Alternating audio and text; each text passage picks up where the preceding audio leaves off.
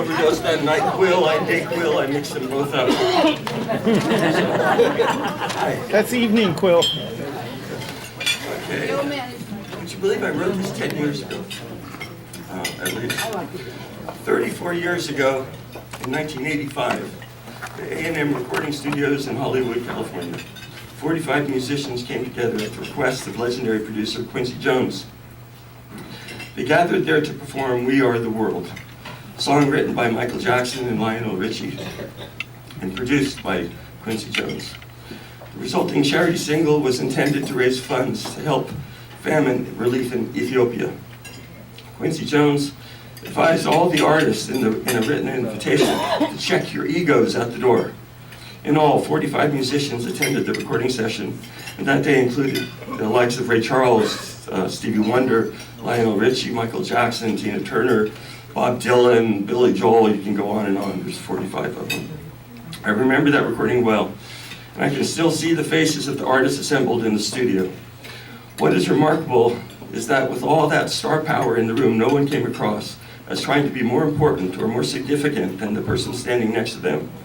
Truth is, they were all part of a body singing in harmony, a song that made a difference to the world.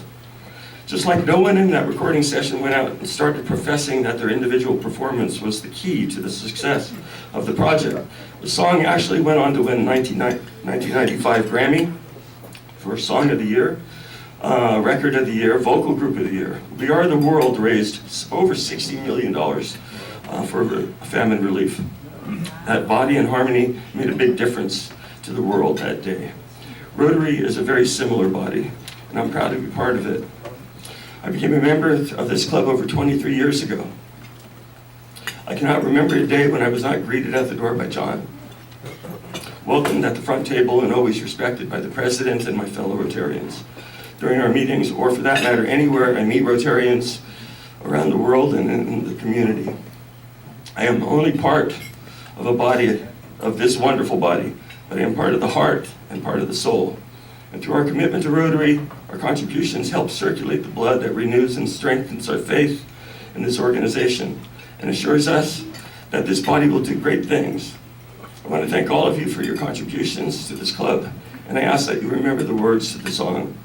We are the world, we are the children, we are the ones who make a brighter day. So let's start giving. Beautiful, Michael. Are you still going to sing? I think I'm going to bow out gracefully. Okay.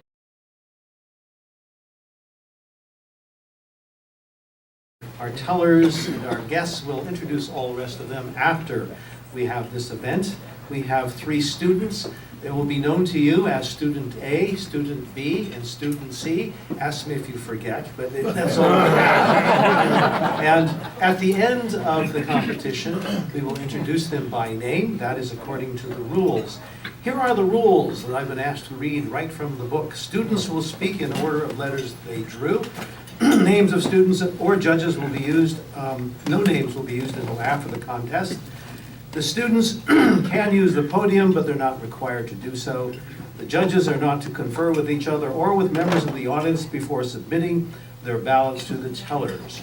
The theme of the speech this year is Rotary, Be the Inspiration. All speeches must incorporate this theme and one or more principles of the Rotary 4-way test. So besides being an inspiration, they have to have somewhere in the speech something of the 4-way test. One item at least. Speeches are to be 4 to 5 minutes in length. Our timer will be letting them know the length at 4, 4.5, and 5 minutes. Timing begins with the first utterance from the speaker. Please turn off all your cell phones and no flash photos allowed during the comment. Anybody have a flash anymore? What am I saying? And be respectful and quiet during the speeches. We always are. This one is hard for us for some reason. Please do not applaud after each speech. Can you say that with me? I will not applaud. I'll see if that's never done. But please try not to applaud. That's the rule. Wait for the chair's permission to be so. All right. So we will have each speaker come according to A, B, and C. And when they finish, I'll wait a moment until I get a pencil held up by a judge saying they're done judging, and then we'll go on to the next one. Afterwards, we will introduce everybody. We'll get a chance to hear from the speakers themselves, and they'll introduce their guests and families. We begin with Speaker A.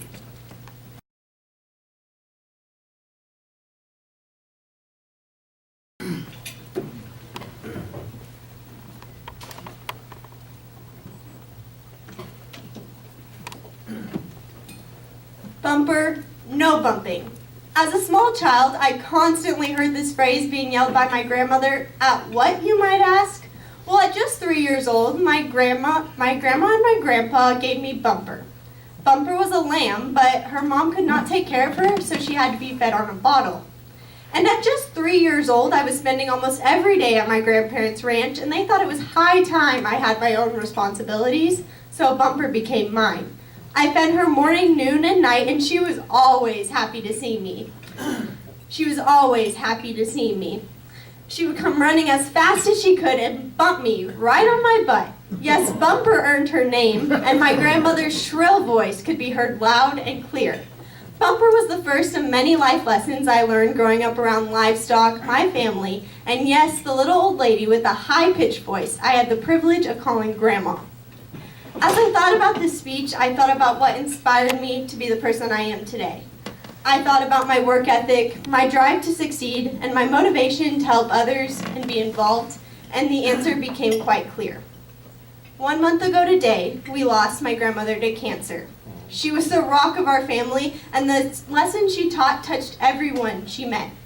It became clear that not only was she the inspiration to the person I am, but I was extremely lucky to have this fiery, passionate woman as my grandmother.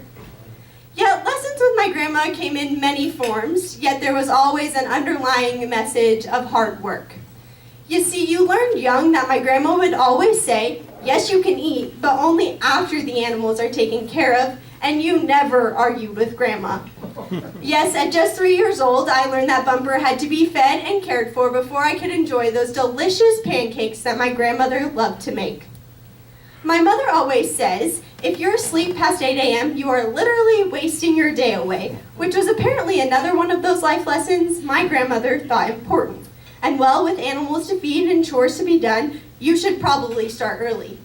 In addition to hard work, my grandma always says, if you're going to do something, you better do it right. And after Bumper, my flock of sheep expanded to 34 ewes and a profitable little sheep operation. And while Bumper's offspring will help to pay for my college education, it's the life lessons that she taught me that will last far longer. Now, my grandmother did not believe that every kid deserved a trophy. She believed that you better work hard and to the best of your ability, and then just maybe you might earn top prize, or maybe you wouldn't. Bottom line was that you had to work harder than everybody else in order to be rewarded. And while animals took up a good portion of my grandmother's life, she was never caught sitting still. If there was a team that needed a coach, a committee that needed a leader, or a classroom in need of a room mom, my grandma was always leading the charge. Now, it may have been that my grandmother thought if you wanted something done right, you should do it yourself. Nevertheless, there was no time for idle hands. My grandmother definitely passed this along to me. Between FFA, my cheerleading, my grades, and my animals, I have no time to sit around. Now, my grandmother set a great example for us all in terms of dedicating her time to others. However, it was her caring and welcoming personality that set a standard for all.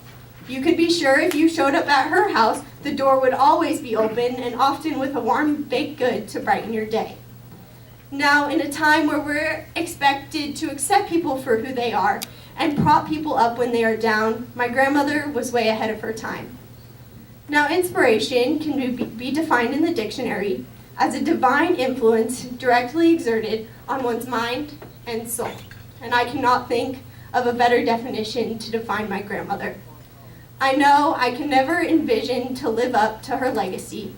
However, I know if you and I can impact others the way she did, it will be beneficial to all and leave this world a better place. In the meantime, I have her memory in my heart and the sound of her shrill voice yelling, "Bumper, no bumping," to brighten my day.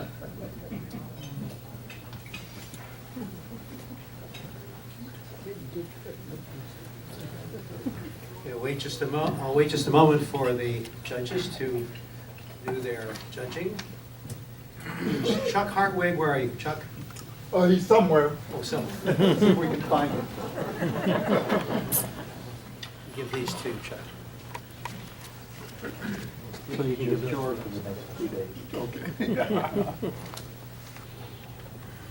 I don't know, shall we sing or something?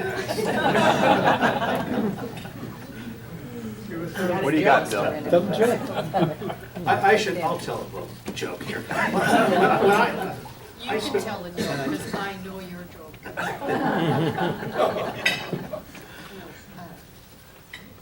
Obscure.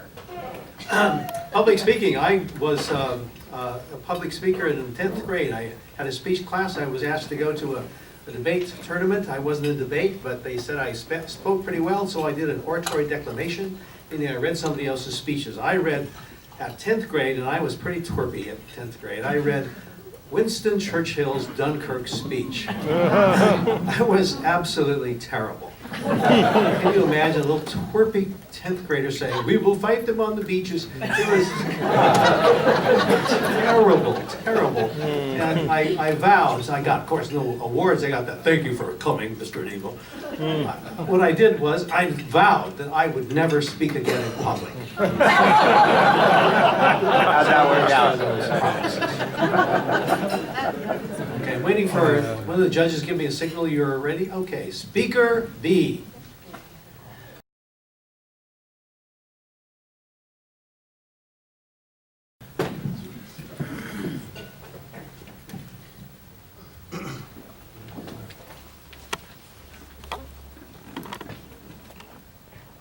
Inspiration.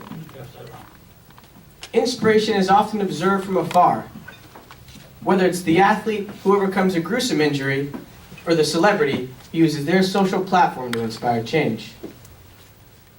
Inspiration can also be found in acts of courage. Countless individuals live inspirationally every day as first responders, military, and law enforcement, putting their lives on the line so that we can live safely and freely. We are all frequent witnesses to the effects of inspirational words and actions. However, I believe that inspiration can be best observed much closer to home.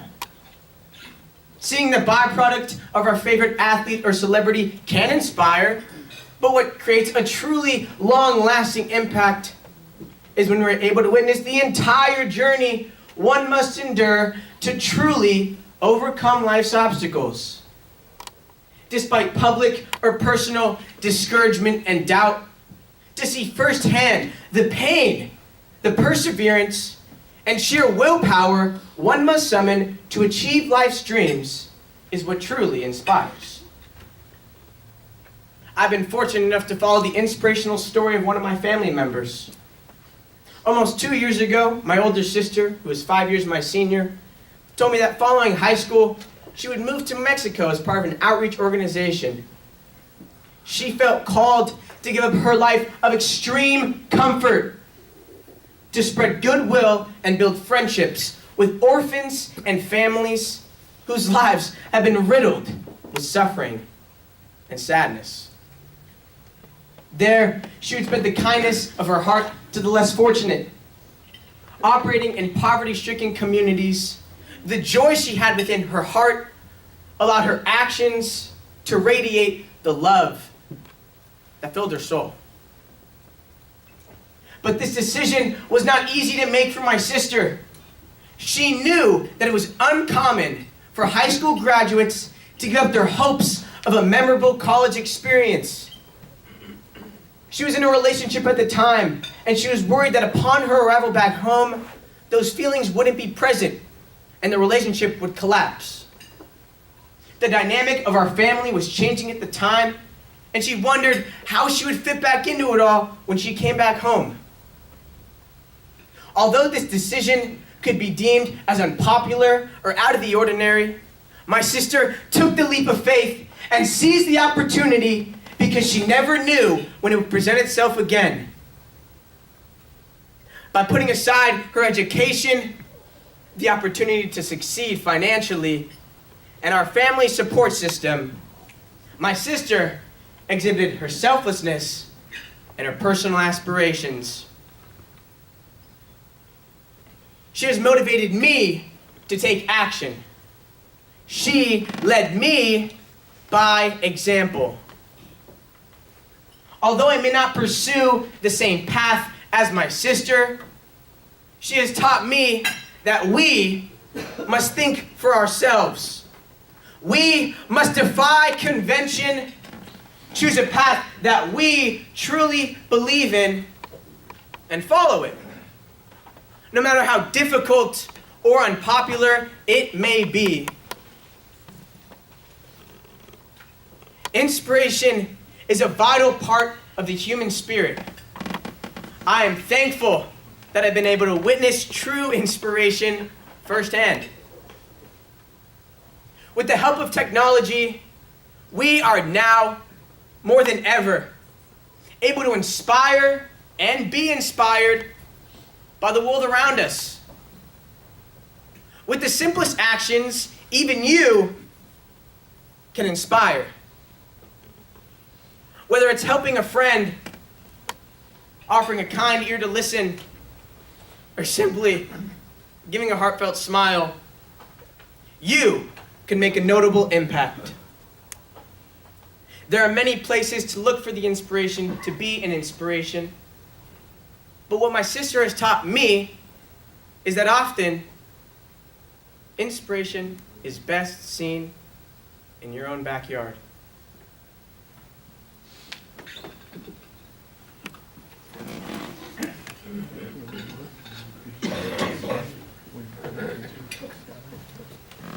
And we'll wait a moment while our judges do some judging. And waiting for that. One more joke. Try again, Bill. Sure, okay, here comes. Okay, An announcement. I'll just do one of the announcements. I'll do one for Yvonne. International House is coming up. Is March 16 and 17, and we're looking for hosts and other helpers, aren't we, Yvonne?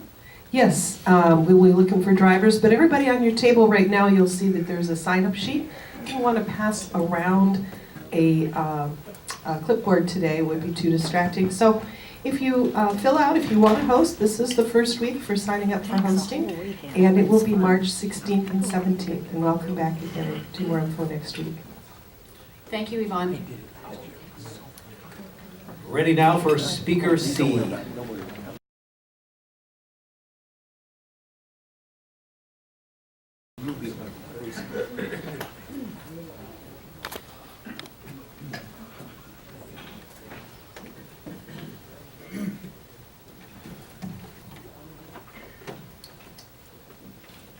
When I was younger, I was the kid who was always picked on. The one who was the butt end of everyone's jokes. Looking back in retrospect, I had some really good friends, some of whom have remained my friends to this day. Nevertheless, I felt all alone. That was late elementary school. When I went to a middle school that was different from the one most of the people from my elementary school were going to, things changed. Things got much better. I made lots of new friends, and people generally accepted me. Nevertheless, the thought of what was done to me earlier on is stuck with me. It made me bitter. When I finally got to high school, the one that people from my elementary school were also attending, the friends I had from back then commented on how I had become so negative by the time high school rolled around, about how I used to be really positive. For a while, I didn't really care much what they thought, even though I myself found it to be a bit disturbing. Then, during my sophomore year, I had a sort of epiphany about how I wanted to live my life. After that, I set out to change my life for the better, to work harder at everything, and I did. Eventually, this led me to realize my aspiration to want to make the world a better place through politics. As hard as these past couple of years have been for me, I am happier than I've ever been. And sometimes, people even comment on how I'm usually quite positive. I'd say that I've come far. To tell a more recent story from my life, one night, a while back, I wanted to make some sort of impact upon my community. And so, I was inspired to go pick up trash around my neighborhood. That next morning, I slowly and agonizingly picked up trash off the street, the sidewalk, and out of the bushes along my neighborhood's main road, and put it in the garbage bag I had with me. Before that, I knew pollution was a big problem, but I didn't realize how little people, even here in Livermore, care about the environment. There was at least a single piece of trash every 5 to 10 feet, and I'm being conservative when I say that. And this isn't a good suburban neighborhood we're talking about here. I must say, I was shocked. Anyways, while I was doing this, a man approached me. He inquired about what I was doing. I told him, and he thanked me for my service. Now, I'm not sure if it was the law of attraction or something of that sort, but I then found out that he himself is actually a part of a group of people that clean up trash. It's funny how coincidences like that occur, and quite an inspiring coincidence at that. I was motivated to work even harder. I did this for 2.5 hours, and then I arrived home, just in time for breakfast. And thank goodness, I was pooped. If you truly want to improve yourself, if you truly want to be of service to this world, strive for these things when no one is looking. Striving for these things when other people are looking is important if you want to be an inspiration to others. But if you truly want to be of service to this world, you're going to have to do more than that. You're going to have to strive for these things when no one is looking. If you only strive for these things when other people are looking, that is not serving the world. That is only serving your ego. It is a fact anyways that only those who put in the hours alone are those who are going to achieve in life. Besides, I'm sure none of us truly want that feeling of emptiness that comes from being a fake. And hey, sometimes, when you're showing compassion to the world, and you are all alone, there might just come by a fellow who praises you for your hard work anyways, and that truly is a good feeling indeed. Have your words be truthful. Have your actions be beneficial towards those around you. Show compassion towards your fellow man and woman, for there is no good reason not to. After all, the happiest people in this world are the selfless people who give, not the greedy people who take. This is a scientific fact. To be selfish does not make the world worse and your own self unhappy. As Jesus supposedly once said, love your neighbor as yourself and love your enemies. Avoid indifference and hate. For compassion and loving kindness are what will bring contentment into your life and goodness into the world. Have hope that humanity can become better. Have hope that we have a future. And have hope in the ability within yourself. Nay, recognize that burning fire within your heart. A fire that, no matter how large or small it is, wishes to usher goodness into the world. Even the smallest seed can one day grow into the largest tree. Become that tree. I know that's what I'm going to do. Well, I know I can be an inspiration to you all. Now it's your turn.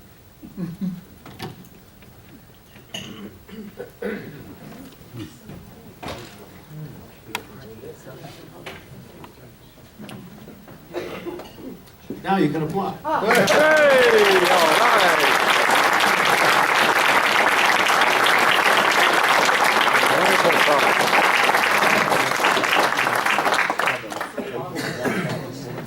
wait a moment for the judges to do their thing, and I'll, at this time, give some thank yous. I'd like to thank the people who are judging. We'll introduce them when they bring back the results later. I'd like to thank Pete Holson for being our teller. Bruce Shore, not only is our greeter, but Bruce has worked with these students from the beginning, recruiting them, getting them to practice, telling them what has to happen. It's been going on for a couple of months, so thank you, Bruce Shore.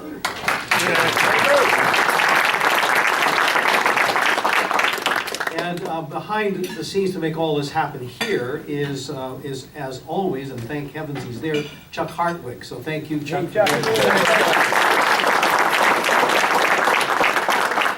I also thank my wife, Jane, who was present at all of our practices and helped put all this together. She's the lady behind the scenes, and I thank her very, very much for all that she did. And I'll give a thank you to the First Presbyterian Church, which allowed us to use a room many, many times for the last couple of months so we could meet with, to organize, and practice with our students. So thank you to First Presbyterian Church. And we have a special guest. Do we not? Thank you, Bill, and thank you, students A, B, and C. This was very inspiring, and so before you learn who got what place, I would like to present you with these pins for this year's theme, which is Be the Inspiration.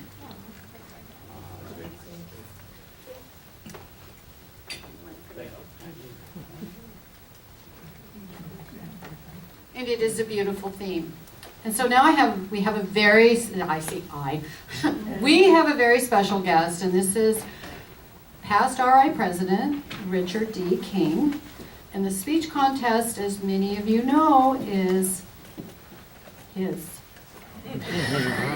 It's named for him, and he is an amazing speaker, and so I thought this would be a great day for these students in particular to hear him.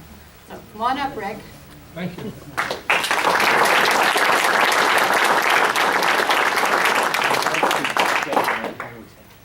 What is this? This club ends meeting at 4 o'clock? Hopefully not.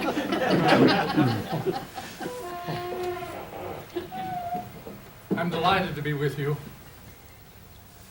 For the last 4 years, I've been a resident of Livermore. But my club for 40 years, the Niles Fremont Club, won't let me quit. They threatened to sue me if I thought of leaving. But it's a pleasure to be here. I've known John Shirley for 100 years. And I'm glad to see he's still with us. And I've known Randy Schlitz. He was my area rep when I was governor of this district 40 years ago. When I met Randy, I thought he was old then. But he's a great Rotarian, and he's been with us a long time. And I'm delighted to know Phil Dean. Phil Dean serves in our district in a number of capacities. He represents this club with distinction at our district headquarters in many events, and it's a pleasure for me to work with Phil. And Kathy Coyle is an animated president. Yeah. But when I first came in, I thought this is a disorganized meeting, but then I realized that it was her own style, and she's effective. And I'm delighted to be with you. I practiced law for 52 years before I retired. A great jurist that lawyers like to read and quote by the name of Oliver Wendell Holmes said on one occasion, "To an imagination of any scope, the most far-reaching form of power is not the command of great armies, is not the man with a great deal of wealth, is not great political position, or corporate or business office. To an imagination of any scope," he said, "the most far-reaching form of power is the command of an idea." And that's what public communication, public speaking is all about. And so it was that when I was governor of this district 37 years ago, we initiated this district speech contest. And over the years, we've heard so many great speakers. For my money, and I've now delivered speeches in every state in the country, in every province in Canada, and some 135 countries around the world. Today, we had 3 ties. They were all so tremendous. It takes a lot of courage to stand up in front of you and speak. You know, when you play on a basketball team and you want to throw the ball to somebody else, you can do it. When you play on a football team, there's somebody else there on the team with you. But when you're in the public speaking business, you're all by yourself. You have to stand up, just you alone, without any teammates to help you. And you have to throw the ball yourself. And you have to win the game yourself. You have to communicate the idea all by yourself, for command of an idea. And I thought these 3 speakers today were terrific. I'm always rewarded when I hear student speakers. I'll hear some again tomorrow at my own club. And it's always fascinating to see who goes to the district levels and wins the big prize. But in my judgment, they are already winners. Not long ago in Fortune magazine, there was an article on the things that great multi-million-dollar income corporate chiefs fear the most in this country. Dying was number 6. Giving a speech in public was number 1. And And that's why we have this speech contest. Try to teach young people the ability to communicate the command of an idea. I learned this when I was 11 years old. I was a student of a YMCA class in downtown Oakland, and we were taking swimming lessons. And my parents liked it because they were free. You didn't even have to wear a swimsuit. So I was swimming away in the nude one day, and I heard a man come from a service club in Oakland. And he said, "We're looking for student speakers. The first prize is $1,000. I had no idea what a speech was. I'd never given one. But I jumped out of the pool, dripping wet, stark naked, and said, "I'll enter." As we do in the service club business, they assigned me a coach. He was a funeral director. Norman Dan Andrew. I can remember him to this day. That was a long time ago, 1950. And he was a distinguished funeral director in Oakland and a member of the Downtown Oakland Optimist Club. And he was my coach. And he helped me write my speech. And then he put me up in his mortuary. I'd never seen a dead person before in my life. But here they were, lying in coffins, waiting for their service. And he put me in one corner of the room, 11 years old, and he stood in the other corner of the room. And he said, "Now, Rick, at this speech contest, you can't use any notes.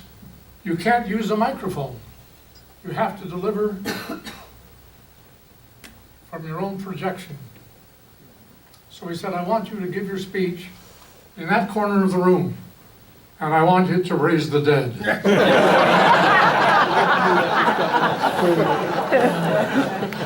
And I thought to myself, if it does, I'm out of here in a hurry. On behalf of all of us in Rotary, who love to work with young people, thank you. Your grandmother, your sister, your life are an inspiration to all of us. We're grateful for your courage in coming here and presenting the command of your idea today. You're an inspiration. On behalf of all of us in Rotary, thank you. No matter who wins, you're all winners.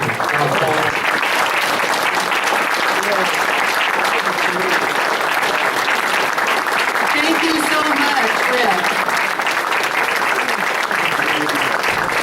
Rotary treasure, it really is. So, are the judges back yet? Mr. Hartwig, is everybody ready? Are they back? Oh, they're not. Then Kamal, I'd like to introduce Kamal Dalal. He is the area district chair. Did you want to say something, Yeah, Kamal? I just want to say just a couple of things. Well, first of all, I want to thank the Livermore for supporting the speech contest. The chair, Bill Nebo, thank you so much, and the president. And by all means, it's a lucky, blessed day to see the founder of the speech contest here, Richard King. And actually, I'm here to see if he's doing a good job. Thank you so much.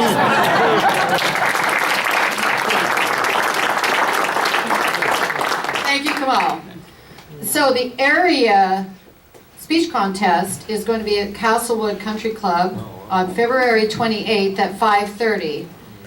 Is that a dinner or is that a speech contest only? Kamal, do you know? Well, there's hors d'oeuvres. There'll be hors d'oeuvres served in the email it was sent. There'll be hors d'oeuvres, yes. Okay. Heavy hors d'oeuvres.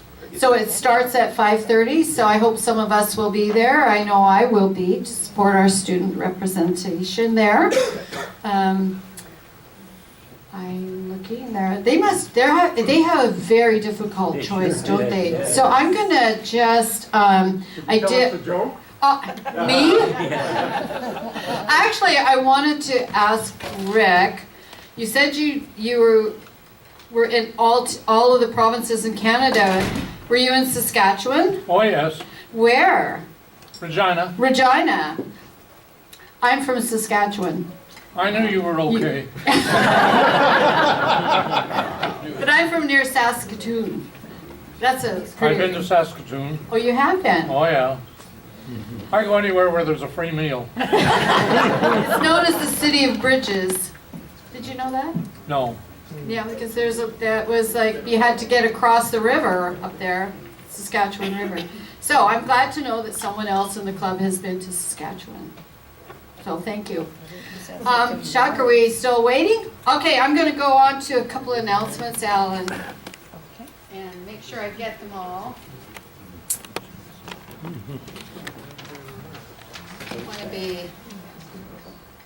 Ken Perrine is here. Isn't he still here? Where's Ken? Oh, first of all, thank you to you and your team for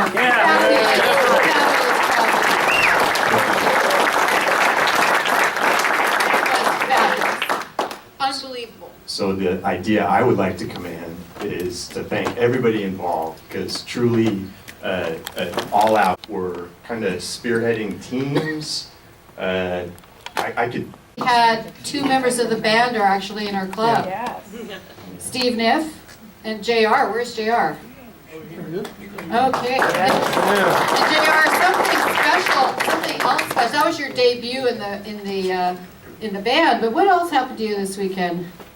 Well, yeah, it was my debut, and I have to say it was a lot of fun sitting up and having that view of you guys dancing. That was awesome. I'm gonna remember that forever. It was a lot of fun. Anyway, so what y'all didn't, well, some of you might have known, is my oldest daughter Danielle. She was in labor during this time, so she wasn't ready to go to the hospital yet. But I kept a look at my watch, waiting for the message or something telling me she was on her way to the hospital, and then you all would have known that because suddenly the music would have gone without a drummer. But fortunately, she didn't get to the hospital until she didn't have to go until the middle of the night. They said the baby would be born sometime in noon, and they changed it to 4. So I got there around 2:30, and the baby was born at 3:03 a.m. Sunday morning. Wow! Little boy, his name is Tristan. He was 7 pounds, and so I'm a grandpa all over again. Wow! Number 2. Congratulations! How special is that? He's so special. I can't wait for next Tuesday for the other one to come. Okay, so we'll hear about that one. All right, So we'll do it JR. all at one time when the other one comes. Okay? We'll stay tuned. Okay. Thank you, JR. So I think I saw someone come back in, so we may have some results. All right, Bill. These are the results of our speech contest from our judges. Speaker A is first place. Speaker A.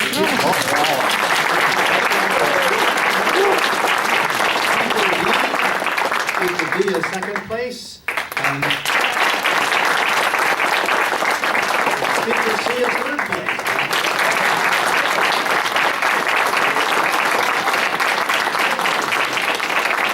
Let me just tell you that I don't think I've ever enjoyed working with 3 speakers any more than these 3 students in my life. It's always rewarding to have students who work at what they're going to say, and they listen to instruction, and they actually take it in and do it. That's really, really heartwarming for us when we put out the effort to do it. These are wonderful students who have done this. You'll hear from their student background, there's a lot more to their lives than just public speaking in front of a bunch of old people like us. They really have wonderful student lives, and I would like to have them talk about that, introduce themselves, and introduce their guests. And I'll start here with Ashley Porter, senior at Livermore High School.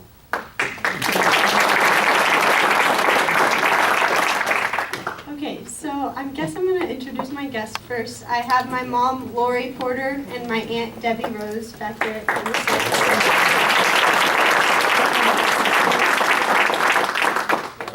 I'm a senior at Livermore High School. I'm the president of our FFA chapter, Future Farmers of America, and I'm also on the stunt and cheerleading team at Livermore High, and I'm also part of our 4-H club, so we do a lot of public speaking through that.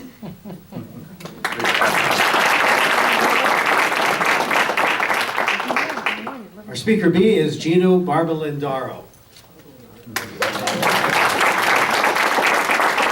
High, taller Rotarians here. Thank you for allowing us to be here today. I'd like to introduce my guests in the back at table 12. My oldest brother Joseph. My father Joe.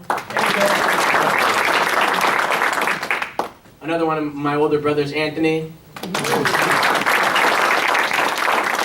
One of my older sisters, Mirabella. And my beautiful mother, Felicia, right over there.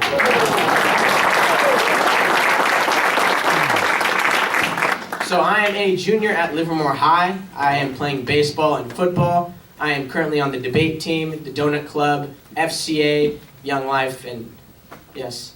And I enjoy studying business and economics.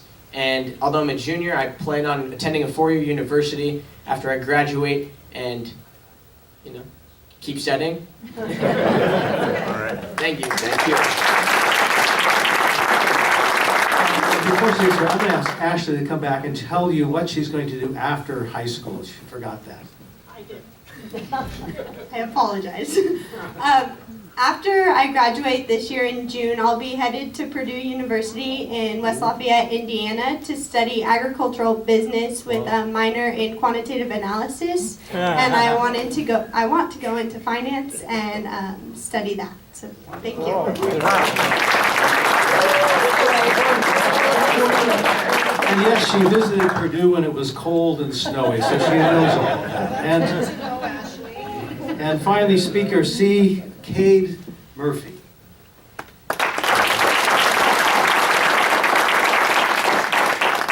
Hi there, I'm Cade. I'm a senior at Livermore High School.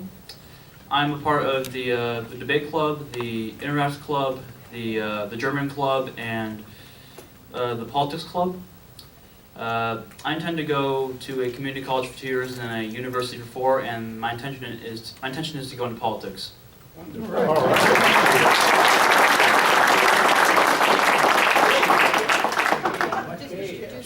Oh, Cade, your guest.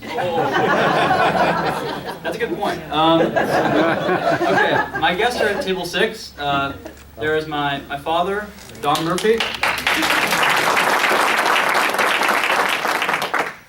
My mother, Cindy Murphy, and a longtime family friend of ours, Patty.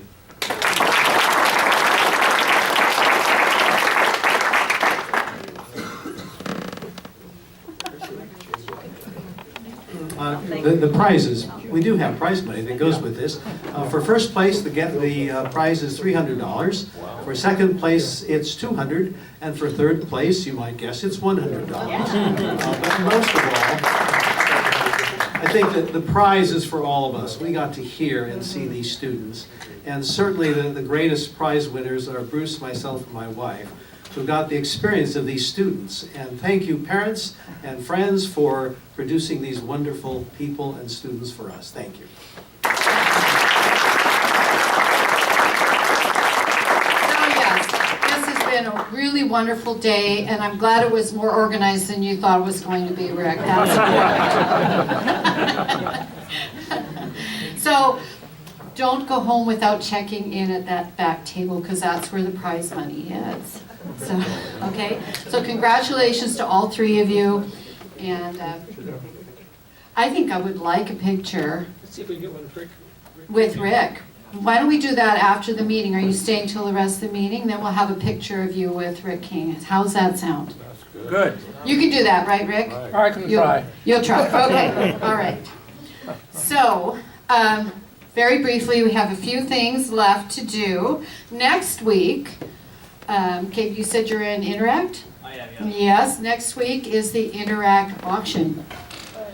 That is the day before Valentine's Day. I understand there's some great, great things coming. Correct, Jackie? You even took some guidance last week. Absolutely. We are just going to have fabulous, fabulous auction packages for you to bid on, and we're going to have a great time. So everybody should remember that. It's Valentine's Day is the next day. So for your beloveds or just for yourself, you can buy something. And Dennis has something he wants to say. Before we do that, I want to say that John's Sarbarari services are this Friday. If you want to attend the vigil at St. Michael's, that's at 10 o'clock in the morning. And then the service itself at 11 a.m. And then the reception at Taramia after. John was a very, very special member of this club, and we will miss him very much. So I just wanted you, and also the family has said that this is where they would like, if you'd like to make a donation in honor of him, these are your opportunities. So I sent an email about that, and I can send it out again if you'd like. So, Dennis, you had something you wanted to talk about with Rave.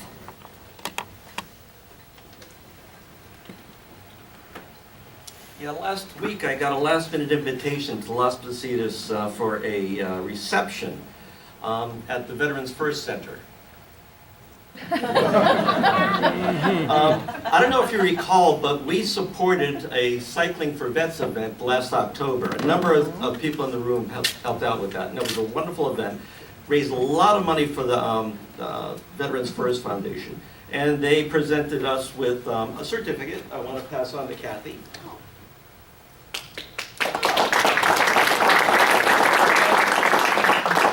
I was very surprised when they also presented us with a check for $830. Wow. Now, I told them that we're in the business of giving checks to charities, not taking them from charities. So with the concurrence of my fellow participants and the okay with the board, I propose that we give this back to them and donate Sounds the like a plan. $830 back to Good idea. No argument for me. That sounds like a great idea.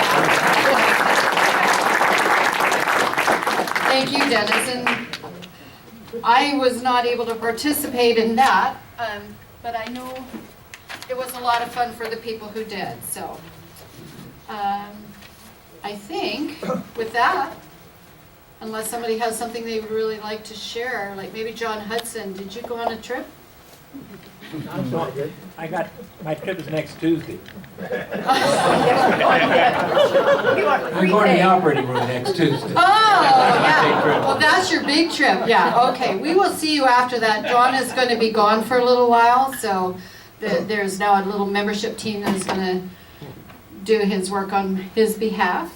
Then the inner wheel drawing is February 13th, that's next Wednesday, and we sold a lot of, we bought a lot of tickets for that, so hopefully one of us will win the grand prize. So, let's see here. I started 5 minutes early, so I see no reason why